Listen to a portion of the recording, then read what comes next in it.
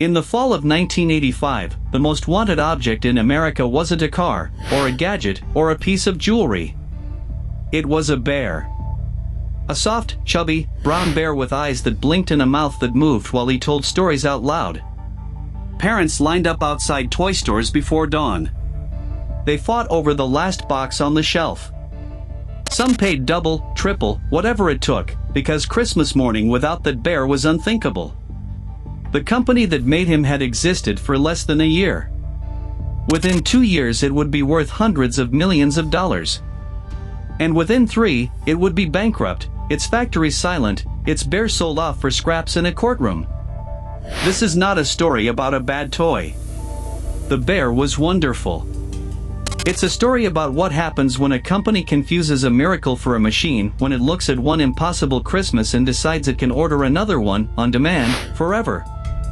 Stay with me, because the mistake at the center of this collapse is one that brilliant companies still make today, and it always ends the same way. To understand the rise, you have to meet the man who built it. His name was Donald Kingsborough, and before Worlds of Wonder he had been a senior executive at Atari, the video game giant. He had watched, from the inside, a company go from a garage to a household name in a handful of years.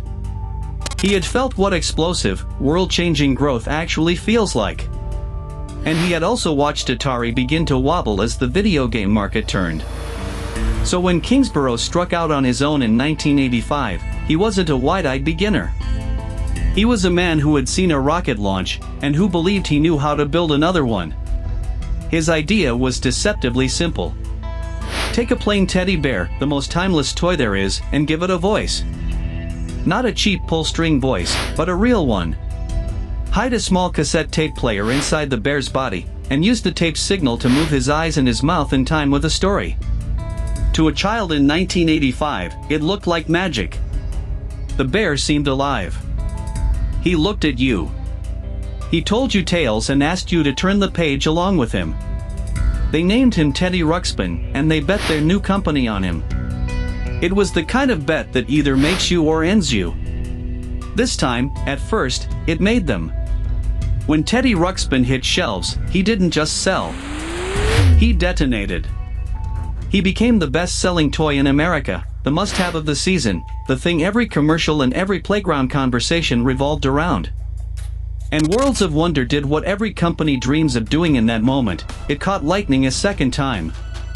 Its next product was called Laser Tag, a game where kids chased each other with infrared guns and sensor targets, tagging each other from across a backyard or a parking lot.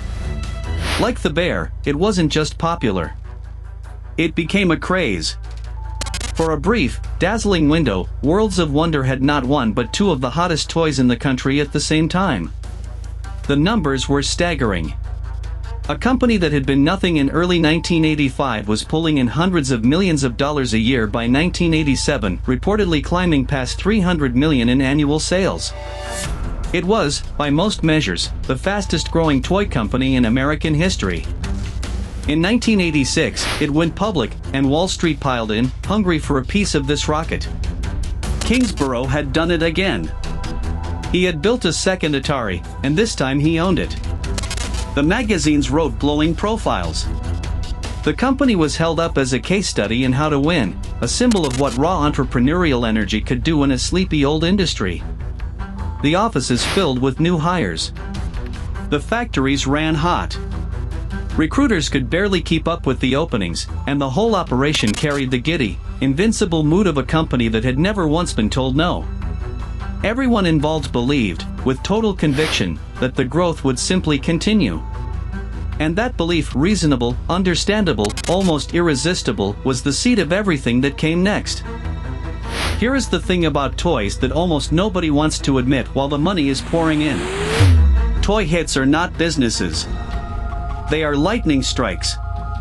A hot toy is a cultural fever. It burns white hot for a season, maybe two, and then children move on, because children always move on. The graveyard of the toy industry is stacked with one-year wonders, the pet rock, the mood ring, the dolls that vanished the moment the next dolls arrived. Every toy executive knows this in their bones. And yet, when you are the one holding the lightning, it is almost impossible to believe it will ever let go of you. Worlds of Wonder looked at 2 blockbuster years and did not see luck. It saw a formula. It saw a company that could manufacture magic on schedule. So it did what booming companies do, it expanded hard. More products. More staff. More factories, more inventory, more borrowing against the certainty that next Christmas would be even bigger than the last. The company scaled its costs and its commitments to match a growth curve it assumed would keep climbing. But a curve built on fads has no floor. When the fever breaks, it doesn't ease off gently. It falls straight down. And Worlds of Wonder had just built an enormous, expensive company balanced on top of exactly that kind of curve. All it needed was one season to disappoint. That season had a date on the calendar. Everything came down to the Christmas of 1987. In the toy business, Christmas isn't just important, it's close to everything. A huge share of the entire year's sales happens in the weeks before the holiday. Get it right, and you're rich. Get it wrong, and there is no second chance until next December, and next December might be too far away to survive. Worlds of Wonder went all in. To hit the holiday, a toy company has to commit months in advance, order the components, run the factories, ship the containers, fill the warehouses, all long before a single child unwraps anything. So the company manufactured aggressively, betting that laser tag and its other lines would fly off the shelves the way they had the year before. It stacked its warehouses and its retail channels with product, financing that mountain of inventory on the assumption of another blowout. It was, in the purest sense, betting the whole company on one holiday season going the way it wanted. And then 2 things went wrong at once. The toys cooled. Fads fade, and the white-hot demand of the previous year simply wasn't there at the same intensity. And separately, the laser tag craze was shadowed by tragedy and fear, as the realistic-looking toy guns drew alarm and controversy that no marketing budget could undo. The lightning, this time, did not strike. And the company had built everything on the assumption that it would. When the sales didn't materialize, the machine that had powered the rise went into reverse, and it did so with terrifying speed.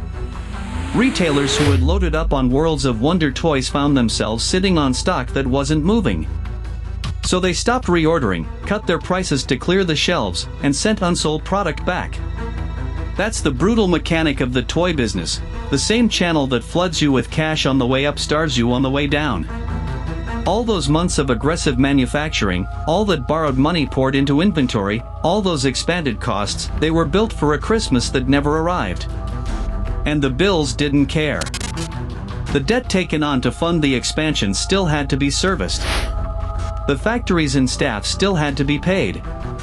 But the revenue that was supposed to cover all of it had evaporated. A company that had been celebrated as the fastest growing toy maker in history found itself, within months, unable to meet its obligations. The rocket didn't glide down. It fell. By the spring of 1988, barely 3 years after Teddy Ruxpin first blinked his eyes at a child in a toy aisle, Worlds of Wonder filed for bankruptcy protection. The empire built on a talking bear was insolvent. The collapse was as fast as the rise, and in some ways faster. Think about the timeline. In 1985, this company did not meaningfully exist. By 1987, it was doing hundreds of millions of dollars in sales and trading on the stock market. By 1988, it was in bankruptcy court. That is the entire arc of a supposed corporate giant compressed into roughly 3 years. The stock that Wall Street had scrambled to buy became nearly worthless, the fortunes on paper wiped out almost overnight. The employees who had been hired in waves during the boom were let go, the same offices that couldn't fill desks fast enough now emptying just as quickly.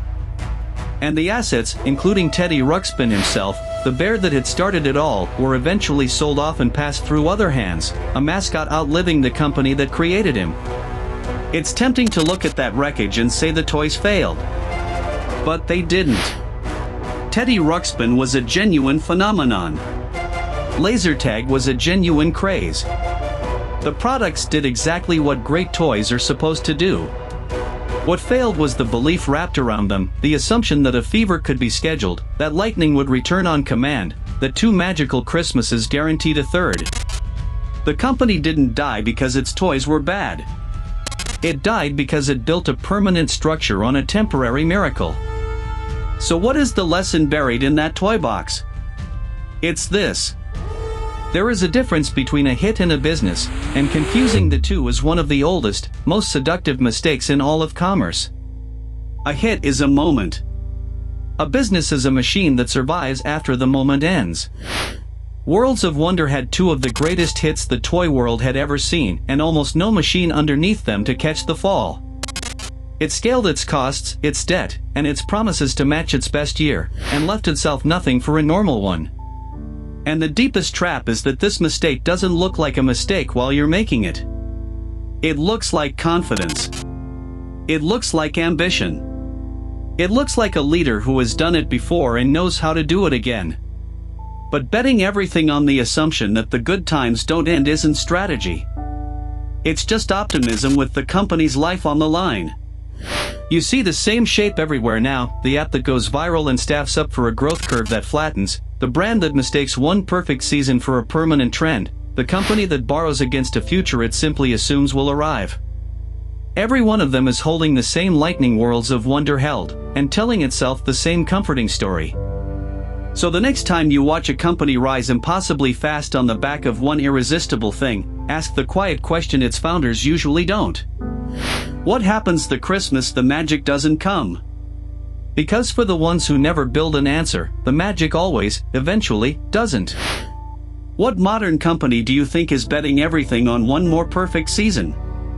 Tell me in the comments, I read them.